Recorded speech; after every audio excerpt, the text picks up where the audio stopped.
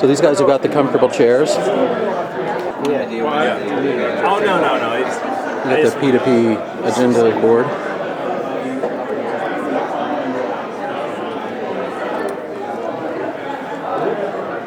Sam's brainstorming.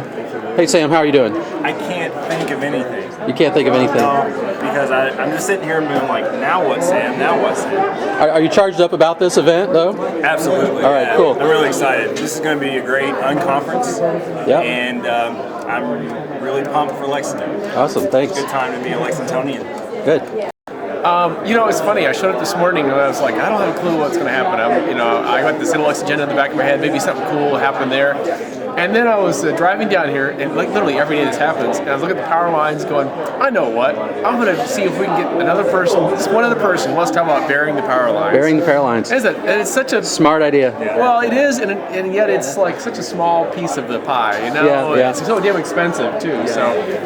And the taxpayers, they don't like that idea, huh? Well, there's got to be a way to do it that isn't quite so painful.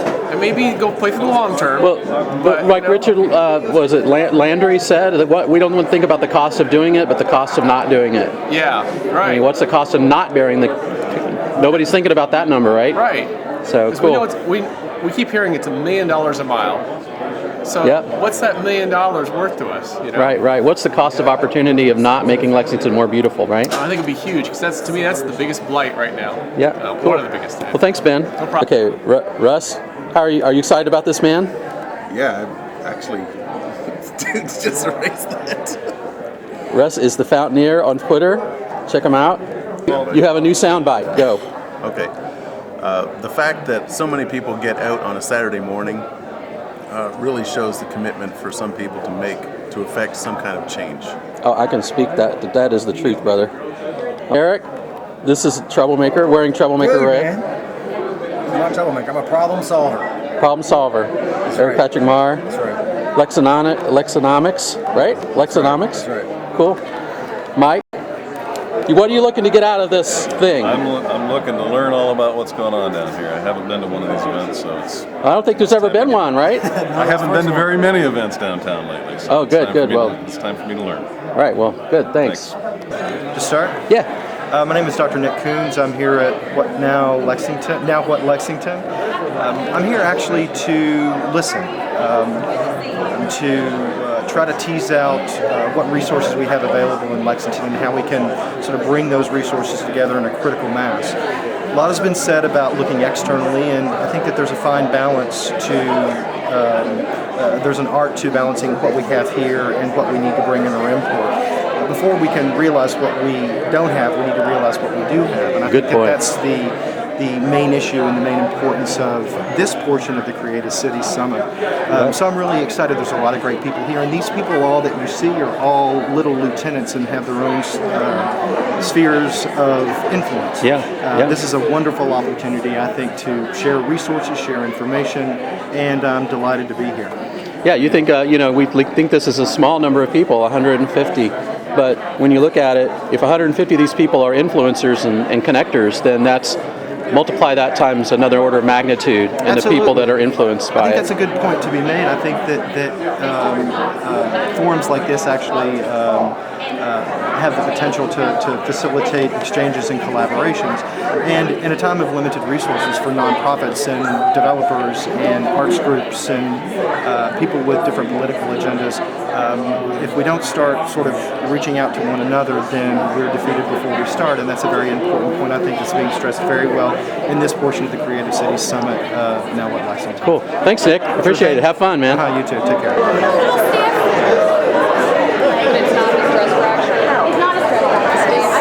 Hey, Julie.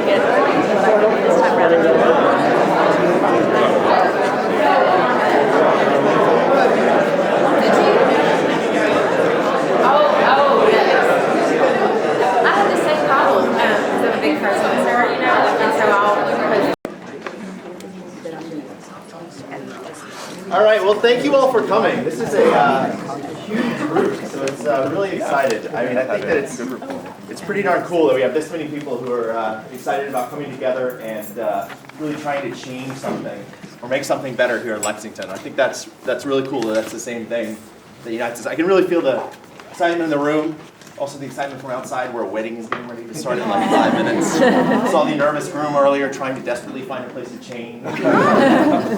But I think we've got a great and exciting day planned. I've heard some of the ideas for the sessions. It's going to be great. But I want to start by I'm Ben Self, by the way. I'm one of the board members of Progress Lex and helped, along with many volunteers, to organize this thing. But I want to start by introducing Jan, the director here at the Carnegie Center, to talk a little bit about the space and the event possible, and to make it so that it would be free for all of you to attend. So I just want to go through each of them. They're on the wall as well.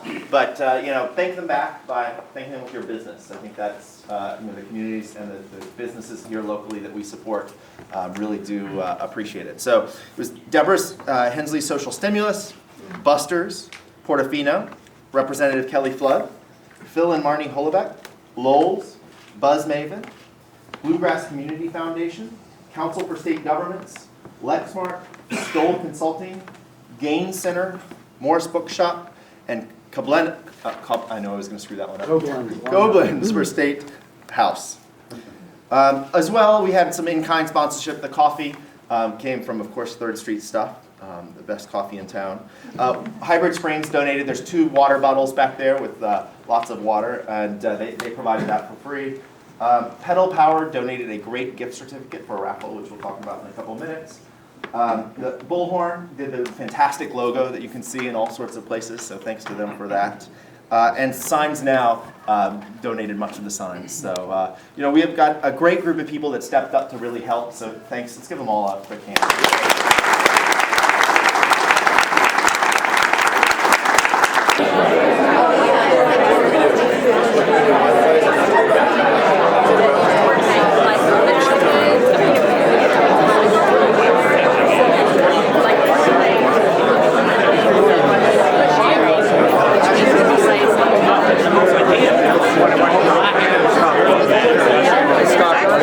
We can play a role in that future.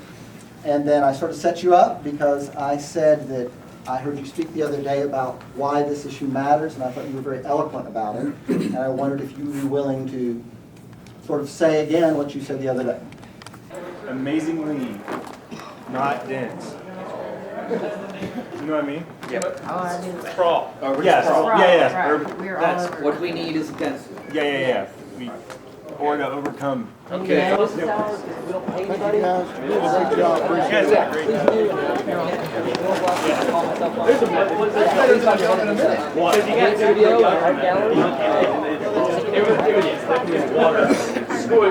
Then down. Yes, part of the hop. And actually, we finished our mobile phone technology conference. Turned the space over for the gallery hop like that. So, and then later on that night, we practiced the touch. I started out in the sun. I had to get in the sun.